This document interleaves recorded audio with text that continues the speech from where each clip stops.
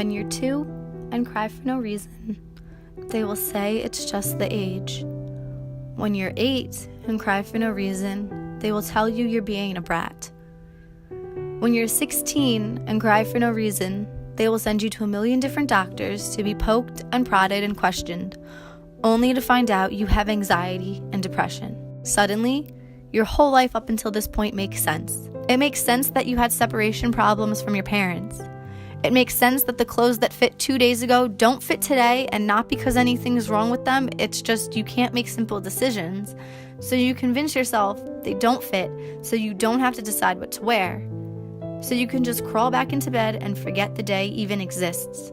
You spend a lot of time in bed.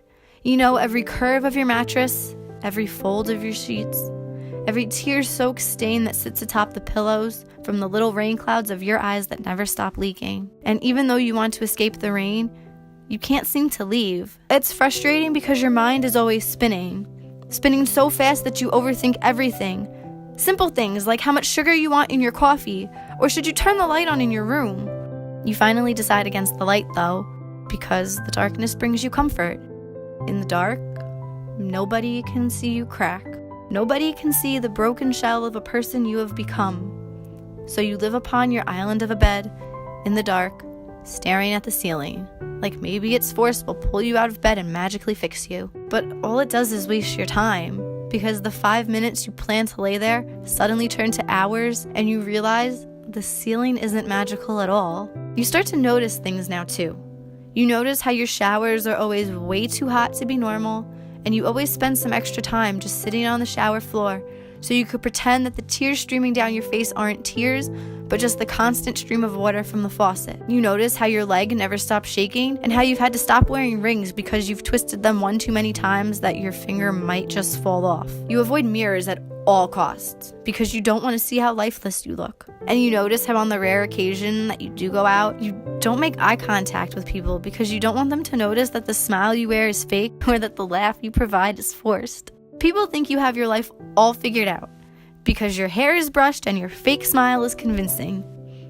But the truth is, you lost your shit a while ago and are just really good at faking and pretending life is fine, when all you really want to do is be in bed. But when you are in bed, your mind can't stop racing. And one night before you fall asleep, you think, is life even worth it? But one day something changes. You wake up and the fog that surrounds you clears just enough for you to step out of it. You are able to get out of bed without a fight, decide what you want to wear, and have a normal day. It is at this point when you realize that your anxiety and depression does not control you. It does not define you. You are so much more than the sadness that you feel. You are a bright soul who loves listening to music just a little too loud, who wants to feel the sun on their skin and watch the clouds roll across the sky and the ocean crash against the shore. You are the dance that runs out of your body, the energy you feel after a concert. You are the person you are always meant to be. Now, I'm not going to lie. Sometimes your anxiety and depression will take over. Some days it's going to be harder than others to make it to the finish line. Other days will be easy. But you must remember during the hard days that the difficulties of your life do not define you. You do not have to be miserable your whole life. You just have to hold on tight and take it one day at a time. Because nobody is happy all of the time. But sunshine always arrives after a storm clears.